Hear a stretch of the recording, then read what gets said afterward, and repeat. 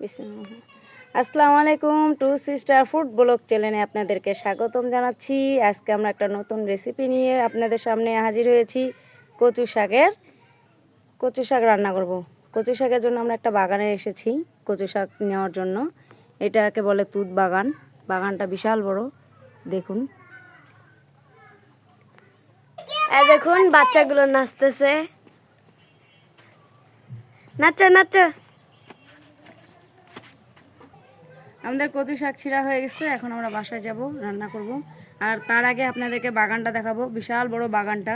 আসুন, আপনারা যদি দিনাজপুরের বাসিন্দা হয়ে থাকেন তাহলে এই তুত বাগানে বেড়াইতে আসবেন। বিশাল বড় বাগান, দেখতে অনেক সুন্দর, চারদিকে সবুজ। এটা হলো তুত বাগান। অবশ্য এটাকে সবাই উত ফল বলে। তুত ফলগুলোকে আমরা তো তুত ফলে বলি, অনেকজনে জানেন আপনারা যে এটার নাম উত ফল।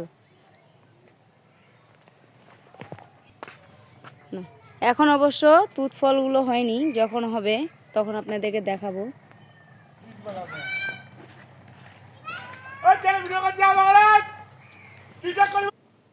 আমাদের গাছ থেকে কচু রান্না করার জন্য এখন মরিচ ছিঁড়বো।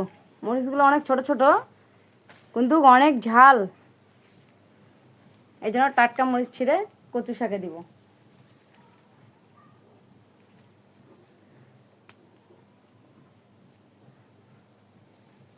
দেখুন আমাদের কাছে ছোট ছোট মরিচ, দেখতে ছোট কিন্তু অনেক ঝাল।